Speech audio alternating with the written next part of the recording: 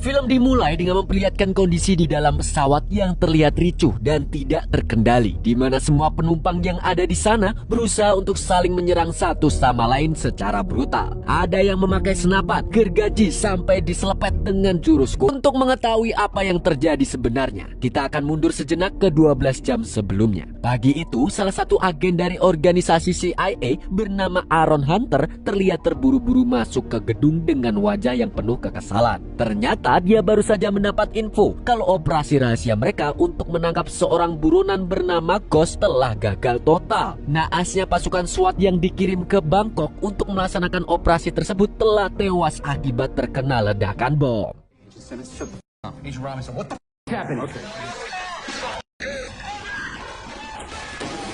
Diketahui Ghost ini terkenal sebagai seorang hacker jenius yang sering menghack berbagai sistem perbankan maupun instansi pemerintah, yang membuat ratusan perusahaan besar menjadi bangkrut karena ulahnya. Sesuai dengan namanya, Ghost, bahkan tidak ada satupun rekaman CCTV yang bisa menangkap wajahnya sampai sekarang. Walaupun sosoknya tertangkap kamera, hasilnya akan diblur seperti pelaku bakso borak. Do you realize how important this is?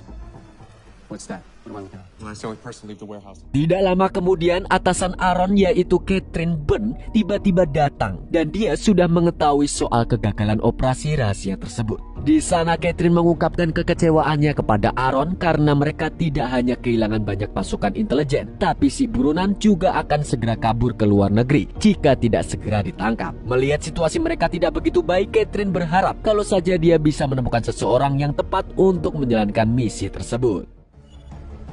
The airport. Is it? He's getting a taxi. We need someone in Bangkok now. Di tempat lain, tepatnya di Bangkok, seorang cowok bernama Lucas Reyes sedang bermimpi indah di Pulau Kapuk dengan berbaring nyenyak di dalam bajai. Namun dia langsung terbangun saat menyadari kalau ada seorang anak kecil yang ingin mencuri uangnya. Kalau dilihat dari gayanya yang selengean, mungkin dia bakal dikira cowok pengangguran yang sukanya bermalas-malasan saja. Namun siapa sangka, ternyata dulu dia adalah mantan agen rahasia yang sangat hebat. Tapi setelah dia pensiun menjadi agen, hidupnya pun mulai berubah. Dan kerjaannya cuman mabuk-mabukan saja. Saat dia lagi bersantai sambil minum ekstra jus anggur, tiba-tiba dia mendapat panggilan tak terduga dari kenalan lamanya. Dan orang yang menghubunginya adalah si petinggi CIA, yaitu agen Catherine. Ternyata seseorang yang dimaksud oleh Catherine sebelumnya tidak lain adalah Lucas. Di telepon, Catherine pun berusaha membujuk Lucas agar bersedia menjadi agen mereka kembali. Namun Lucas langsung menolak karena masih punya dendam kesumat kepada CIA yang pernah mengkhianatinya. Di saat yang sama, beberapa pria memasuki bar dan mereka langsung menyerang Lucas tanpa basa-basi. No. I'm done. Setelah berhasil kabur dari orang-orang itu, Lucas kembali dihubungi oleh Catherine yang masih berusaha membujuknya agar mau membantunya dalam operasi rahasia itu. Bahkan Catherine berjanji akan memberikan imbalan yang sangat besar jika Lucas berhasil menangkap Ghost. Tidak hanya itu, Catherine juga akan mengajukan permintaan kepada pemerintah agar nama Lucas dicoret dari daftar warga yang dideportasi, sehingga Lucas bisa kembali ke Amerika. Tidak punya pilihan lain, akhirnya Lucas pun menyetujui tawaran tersebut. Nothing to lose and everything to gain. To understand if there was anything I could have. I'm haunted. I'm stuck in this fucking town. Taxi! Red Vibes. BKK International. Berdasarkan informasi yang didapatkan dari dark web, Ghost diduga akan kabur ke San Francisco dengan menaiki pesawat komersil. Setibanya di bandara, seorang agen menghampiri Lucas untuk menyerahkan paspor palsu dan tiket penerbangan ke kota tersebut. Selagi menuju ke pintu keberangkatan, Lucas menghubungi Catherine untuk bertanya bagaimana rupa dari Ghost. Catherine menjelaskan kalau mereka tidak bisa mengenali wajahnya dan hanya memiliki satu petunjuk, di mana hacker itu memiliki luka tembakan. So you're saying you don't have any information? Find the target, deliver the target. Oh, Catherine, you are. Sebelum pesawat lepas landas, para kru pesawat melakukan briefing untuk persiapan penerbangan. Di pesawat itu terdiri dari 3 kelas, yaitu ekonomi, bisnis, dan first class. Lucas sendiri ditempatkan di kelas bisnis yang fasilitasnya cukup mewah dibandingkan kelas ekonomi. Di sisi lain, para agen CIA berhasil menemukan lokasi klinik yang diduga pernah disinggahi oleh Ghost untuk mengobati luka tembaknya itu. Catherine pun langsung menugaskan beberapa agen untuk menginterogasi pemilik klinik tersebut. Di saat yang sama, seorang agen menginfokan sesuatu yang sangat mengejutkan. Di situs dark web, dia menemukan ada seseorang yang sedang mengadakan sayembara untuk menangkap Ghost. Dan barang siapa yang berhasil membunuh Ghost akan diberikan imbalan yang sangat besar, yaitu 10 miliar rupiah. Mendengar itu, mereka pun langsung panik karena ada kemungkinan jika banyak pembunuh bayaran yang juga ikut dalam penerbangan tersebut. It's full of killers. Exactly. Not to mention all the criminals and oligarchs he's stolen. We need to figure out his identity before anybody else can get that. Di pesawat, Lucas duduk berdampingan dengan seorang pria bernama Sayen. Sejak tadi, dia tak henti-hentinya mengoceh soal impiannya yang menjadi seorang dancer terkenal kepada Lucas. Tanpa malu-malu, dia juga menunjukkan kemampuan menarinya langsung di depan Lucas supaya Lucas bisa memberikan saran jenis tarian apa yang cocok untuk digelutinya nanti. Lucas yang tidak tahu harus berkomentar apa melihat tingkah absurdnya hanya bisa menjawab apa adanya. Sebagai ucapan terima kasih karena telah memberikan saran kepadanya, Sayen pun mengajak Lucas untuk minum bersamanya. Namun tak lama setelah Lucas meminum minuman itu, dia langsung merasa pusing dan baru menyadari kalau minuman itu sudah dicampuri dengan obat bius oleh Sayen. I guess you can't pickle the pickle. I gave you enough silencing to put down a horse. Meski Lucas sudah meminum obat bius yang bahkan bisa menidurkan seekor kuda, hebatnya dia masih bisa bergerak dan mencoba kabur dari Sayen. Namun Sayen tidak tinggal diam dan langsung menyeret Lucas ke toilet untuk menghabisinya. Meski begitu, Lucas yang seorang mantan agen pun tidak mudah untuk dikalahkan begitu saja. Dia langsung bangkit dan berusaha untuk memberikan perlawanan, dan pertarungan sengit pun terjadi.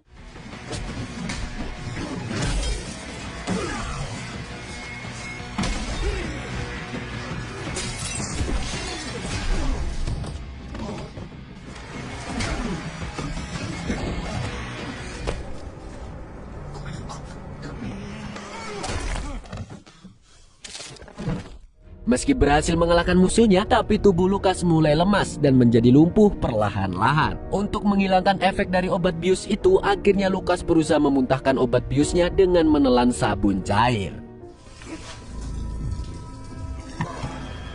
Di markas CIA, Aaron terlihat penasaran dengan sosok Lucas karena data dirinya bersifat sangat rahasia. Dan dia bahkan tidak mendapatkan izin untuk mengakses data pribadinya. Catherine pun hanya menjelaskan kalau Lucas bukanlah orang sembarangan. Bisa dilihat kalau semua berandalan yang menyerang Lucas di bar tadi sudah ditemukan dalam keadaan tak bernyawa. Di sisi lain, belum diketahui berapa banyak pembunuh bayaran yang ada di dalam pesawat itu. Dan salah satu di antara mereka berhasil menyusup masuk dengan bersembunyi di ruang bagasi. Sementara itu, terlihat dua kru pesawat mulai mencurigai Lucas karena dia tidak keluar dari toilet sejak tadi. Bahkan seorang polisi bernama Sky Marshall yang juga menjadi penumpang di pesawat itu datang dan berusaha meminta Lucas agar segera keluar dari dalam toilet. Di dalam toilet, Lucas pun buru-buru menyembunyikan tubuh Sayen di atas platform. Namun saat melihat kondisi toilet yang berantakan dan penuh darah, Sky langsung menodongkan pistol ke arah Lucas. Karena tidak ingin terjadi salah paham, Lucas pun terpaksa menyerang polisi tersebut. You don't have to use these.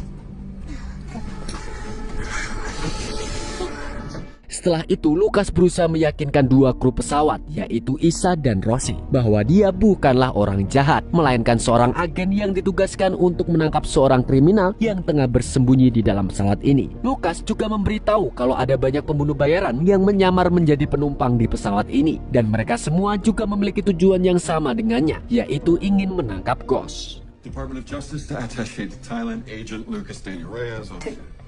Kill him. Right.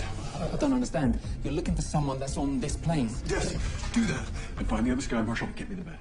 Untungnya kedua kru pesawat itu percaya dengan Lucas dan bersedia membantunya. Setelah berganti pakaian, Lucas meminta Isa untuk pergi ke ruang kokpit dan memerintahkan pilot agar mengunci ruangannya. Di sisi lain, Lucas memeriksa daftar penumpang di pesawat itu untuk mencari keberadaan Ghost. Saat Lucas dan Rosie memeriksa kabin penumpang, mereka tidak sengaja menemukan lencana milik petugas polisi yang lain. Dan sepertinya dia sudah dibunuh oleh seseorang. Dan benar saja, tidak lama setelah itu, Isa menemukan mayat polisi itu yang sudah berlumuran dengan darah. I need to go down to the cargo hold.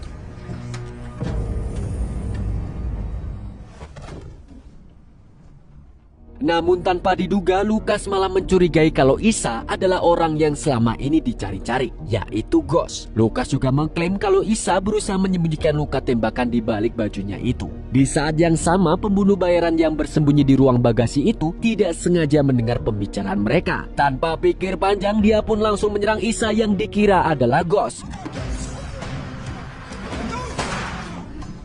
There you are. Dan ternyata kecurigaan Lucas terbukti benar adanya karena dia melihat luka tembakan di balik pakaian yang dikenakan oleh Isa saat pembunuh bayaran itu menyerangnya. Kemudian Lucas menawarkan kesepakatan dengan Isa di mana dia akan membantu Isa selamat dari para pembunuh bayaran yang memburunya di sini asalkan Isa bersedia ditahan olehnya. Daripada mati di tangan para pembunuh bayaran, Isa pun lebih memilih ditangkap oleh CIA dan setuju untuk bekerja sama dengan Lucas. Because you're in my custody now. Fine. Can we go talk to the pilots? Ternyata Isa belum pergi ke ruang kokpit untuk memperingatkan para pilot. Pada akhirnya Lucas terpaksa menyampaikannya sendiri secara langsung kepada mereka. Tentu saja Lucas juga masih menyembunyikan identitas Isa yang sebenarnya. Agar tidak menimbulkan kecurigaan, mereka berdua berusaha bersikap normal dan menjalankan tugas mereka masing-masing. Lucas kembali mengecek daftar penumpang, khususnya penumpang yang berada di first class. Namun saat dia tengah berbicara dengan kru pesawat, tiba-tiba seorang ibu-ibu datang dan langsung menyerangnya.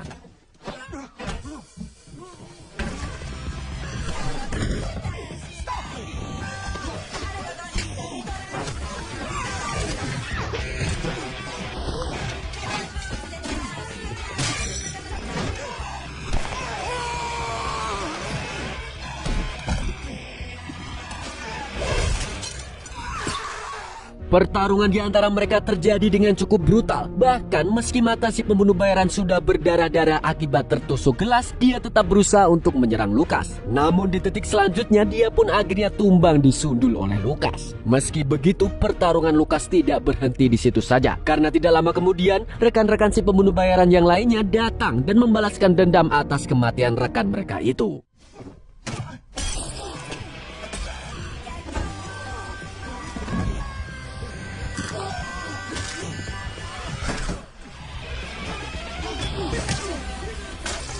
Di tempat lain, seorang pembunuh bayaran mengetahui kalau Isa adalah Ghost. Namun saat dia hendak beraksi untuk menghabisi Isa, tiba-tiba dia malah tumbang dan langsung tewas di tempat saat itu juga. Ternyata Isa sudah mengetahui kalau pria itu adalah salah satu pembunuh bayaran dan dia sudah meracuni minumannya sejak tadi. Di sisi lain, Lucas masih dalam pertarungan sengit melawan kelima pembunuh bayaran itu.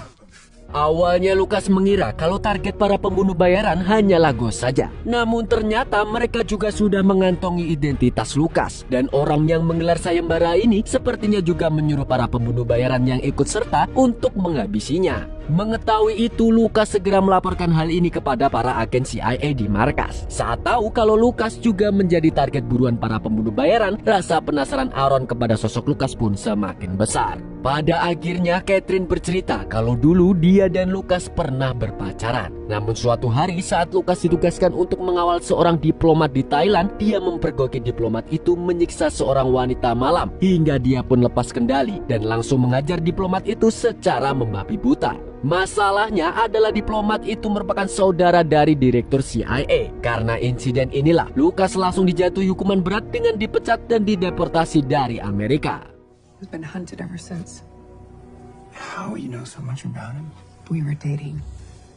Di pesawat, situasi semakin gawat karena saat ini semua pembunuh bayaran sudah mengganti target buruan mereka untuk menghabisi Lucas. Tidak bisa terus-menerus bersembunyi. Lucas perlu memikirkan rencana untuk menghadapi mereka semua sampai pesawat yang mereka tumpangi tiba di tempat tujuan. Namun satu-satunya hal yang bisa dilakukannya hanyalah dengan bertarung. Pada akhirnya dia pun keluar dan langsung mengajar mereka satu persatu.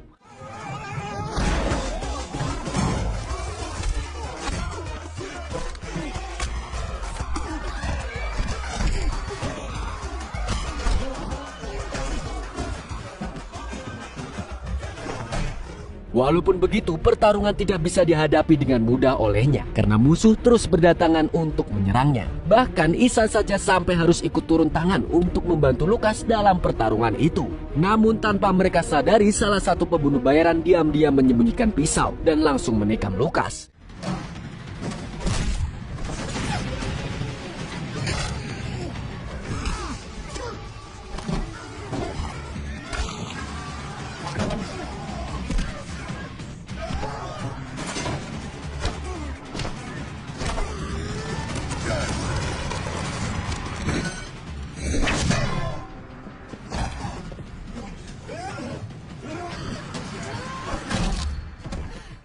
Di waktu yang sama, tiba-tiba 3 orang wanita berpakaian Shaolin hendak menyerang Lucas. Dengan sigap, Isa segera menghentikan mereka dan berkata kalau Lucas berada di pihaknya. Ternyata 3 orang wanita itu ingin melindungi Isa sebagai balas budi karena dulu Isa pernah menyelamatkan desa mereka dari eksploitasi tambang. Tidak lama setelah itu, Lucas langsung tumbang karena kelelahan dan kondisinya yang terluka cukup serius. Mereka pun langsung membawa Lucas pergi ke ruang bagasi untuk segera mengobati lukanya.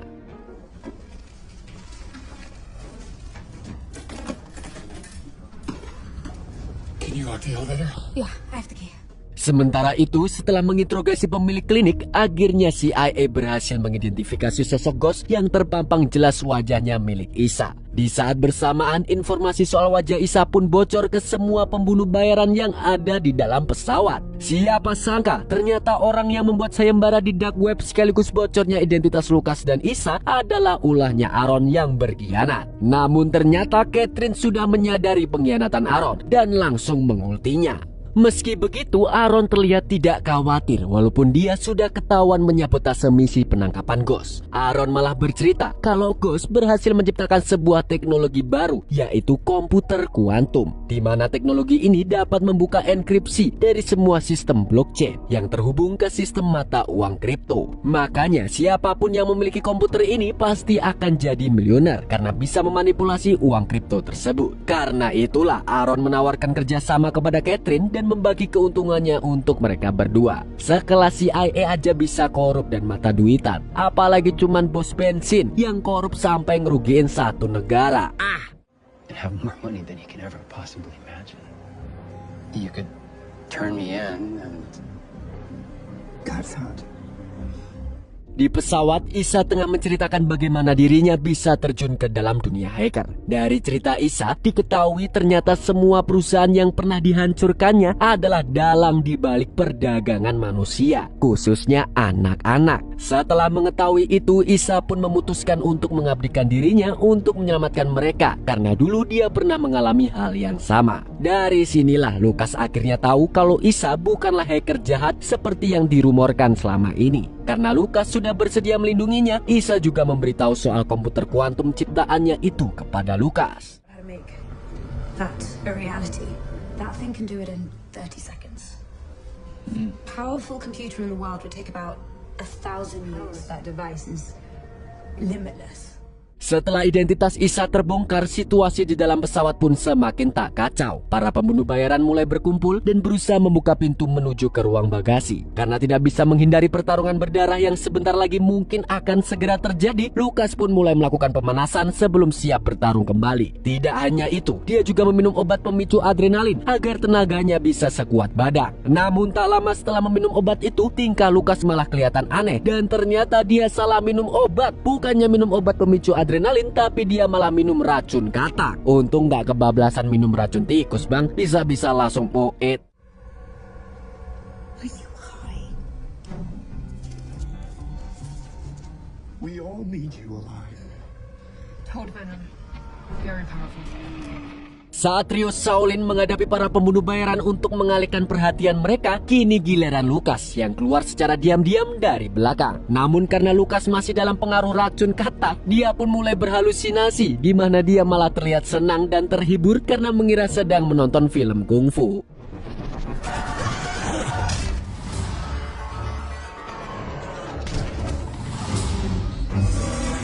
We're the episodes. So I shall offer you with a mercy of joy. I am the Darrow. The Golden.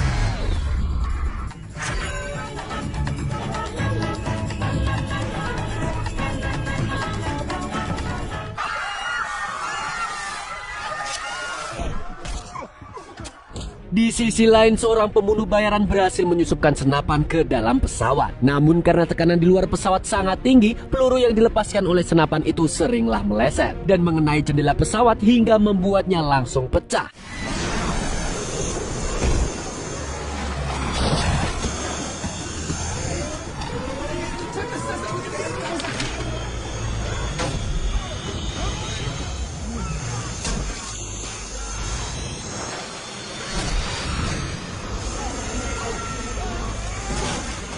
Untungnya tekanan udara mulai normal kembali setelah pilot menurunkan ketinggian pesawat. Namun salah satu pilot kelihatan mual-mual karena panik gara-gara guncangan tadi. Dan dengan bodohnya malah membuka pintu ruang kokpit sehingga membuat dua orang tak dikenal masuk ke dalam dan membuat kericuhan.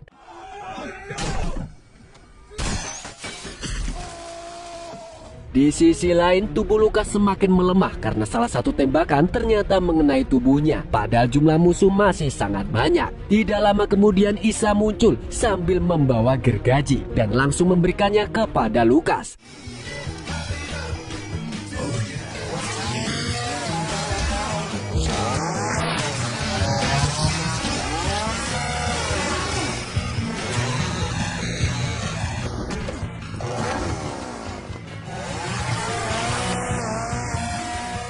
Sementara itu, seorang pembunuh bayaran berusaha untuk menembak Isa. Namun salah satu dari trio Shaolin langsung pasang badan untuk melindungi Isa. Hingga akhirnya dia yang harus terkena tembakan tersebut. Dan berita kondisi kedua pilot itu sudah sampai ke telinga orang-orang di kabin penumpang, termasuk Lucas dan Isa. Mau tidak mau, Isa pun menawarkan diri untuk mengambil alih kemudi sementara. Karena sebentar lagi pesawat akan segera mendarat di San Francisco. Di tempat landasan, Aaron dan Catherine sudah bersiap-siap menyambut kedatangan pesawat yang ditumpangi oleh Lucas dan Isa. Karena saat pesawat itu mendarat, mereka berencana ingin mencuri komputer kuantum ciptaan Isa tersebut. Namun anehnya pesawat tersebut tak kunjung datang meski mereka sudah menunggu lama sejak tadi. Dan tanpa diduga, Catherine langsung menembak Aaron hingga tewas. Setelah menghabisi Aaron, Catherine mencoba menghubungi Lucas untuk menanyakan soal komputer ciptaan Isa itu. Ternyata Catherine sengaja setuju untuk bekerja sama dengan Aaron karena ingin menguasai komputer itu untuk dirinya sendiri. Untungnya Lucas sudah tahu kalau Isa orang baik-baik sehingga dia lebih memilih untuk melindunginya daripada harus menyerahkannya kepada CIA. Do you have it or not? No, I haven't seen anything like this.